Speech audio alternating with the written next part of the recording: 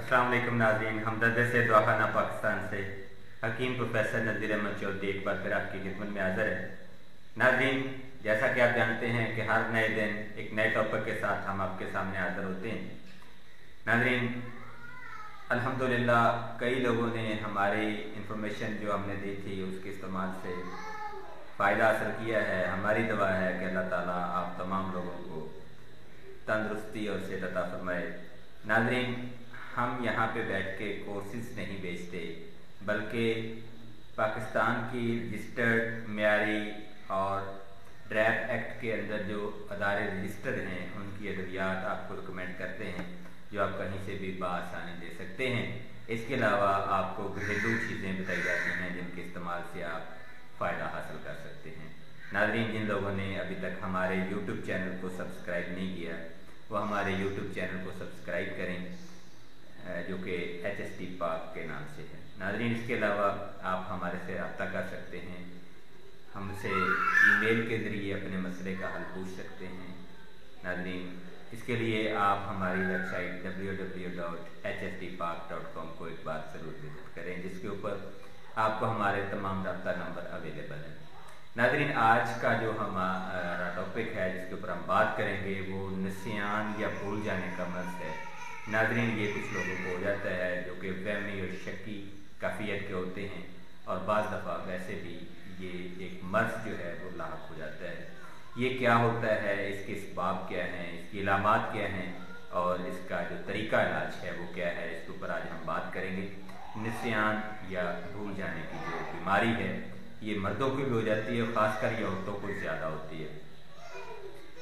इसके निस्यान का जो लफ्ज़ है जी, इसके मैनी है भूल जाना, चूँकि इस मरीज़ में मरीज़ जो है वो उसको याद नहीं रहता कि उसका नाम क्या है, उसने इससे पहले क्या एक्टिविटी की थी, उसने क्या काम किया था, तो इसलिए इसको निस्यान कहा जाता है जी। यानी निस्यान के मीनिंग्स आपको बताएं। अब अगर बात की जाए इसके असबाब की या इसकी वजूहात की, तो वो कुछ यूँ हैं। खराबी खून, जरियान खून, यानी खून किसी भी वजह से जो है आपका ज़ाया हो गया है, बिलखसूस आपको दिमागी अगर खुदा न खास्ता चोट आई है, किल्लत दम है यानी खून की कमी है जिस्म में किसी की वजह से भी हो गई है, नीमिया जिसको कहा जाता है, दिमाग को वक्ती तौर पर खून की कम सप्लाई का होना, यानी दिमाग को जो खून चाहिए वो दुरुस्त तरीके से उसको नहीं मिल रहा, या इसके अलावा खुदा न खास्ता दिमागी रसौली, ज़ोफ़े दिमाग, नज़ला ज़ुकाम का लगातार रहना, कुत्ते हाफ़ज़ा का ख़त्म हो जाना या नाकस हो जाना, फालज का पड़ जाना, गम और गुस्से का इजहार इस कदर करना कि वो आपके दिमाग के लिए परेशान कन बन जाए, फ़िक्र व फाका में रहना, घबराहट, झलक एक नाज़रीन मर्दाना अमराज़ में से एक मर्ज़ है, बल्कि एक आदत है लोगों की, जिसकी वजह से भी ये मसला हो जाता है, जिसके ऊपर हमारा एक पूरा लेक्चर जो है वो ऑलरेडी अपलोड हो चुका है। इसके अलावा नाज़रीन, मसरूफियात की ज़्यादती है, यानी आपके पास टाइम नहीं है, आप हमेशा तन्हाई पसंद रहते हैं और तारीख मकामात को जो है वो आप तरजीह देते हैं, पुरसकून जगह आप ढूंढते हैं, तेज़ धूप में आप बहुत ज़्यादा अगर तक चलते रहें तो उसकी वजह से भी आपका दिमाग का प्रॉब्लम हो सकता है, यानी निस्यान का प्रॉब्लम हो सकता है। इसके अलावा नाज़रीन, ऐसी चीज़ें जैसे सब्ज़ धनिया है, इसका आप बहुत ज़्यादा इस्तेमाल करें, अकेले का सब्ज़ धनिया का, तो उसकी वजह से भी आपका जो मसला है निस्यान का वो हो सकता है। इसके अलावा नाज़रीन, आप जैसे मुख्तलिफ़ अद्वियात हैं जो कि मार्केट से मिलती हैं, मिथाइल वगैरह है, इन चीज़ों का अगर आप इस्तेमाल करते हैं तो फिर भी आपको लंबे अरसे तक अगर आप इस्तेमाल करते हैं, जैसे शराब है या ऐसी चीज़ें जो हैं,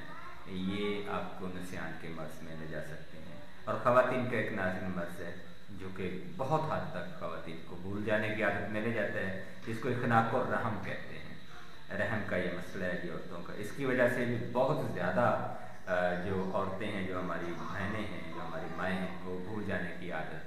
में चली जाती हैं, निस्यान की अलामत में चली जाती हैं। नाज़रीन, इसकी जो अलामात आज तक हमने देखी हैं वो कुछ यूँ हैं। पहली चीज़ तो सबको यहाँ है कि याददाश्त नहीं रहती,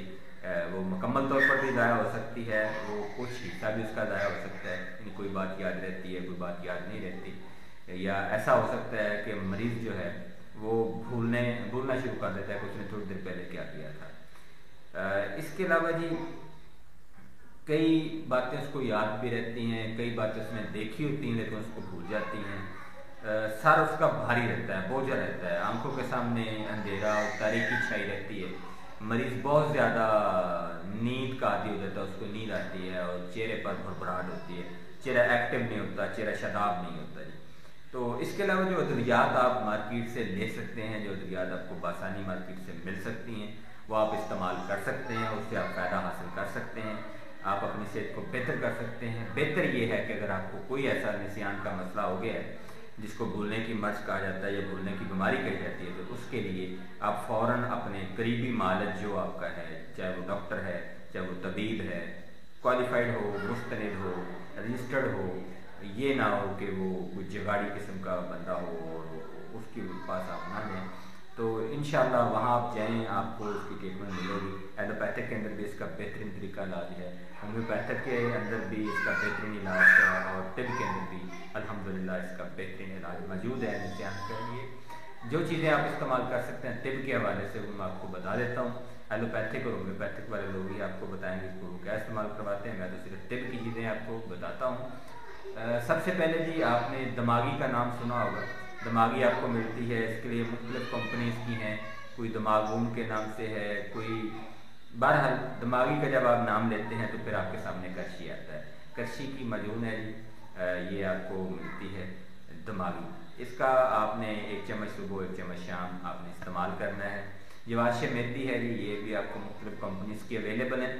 یہ بھی آپ نے آدھا چائے کا چمچ صبح آدھا چائے کا چمچ شام استعمال کرنا ہے۔ اس کے علاوہ جی دوائے ممسک المعتدل ہے،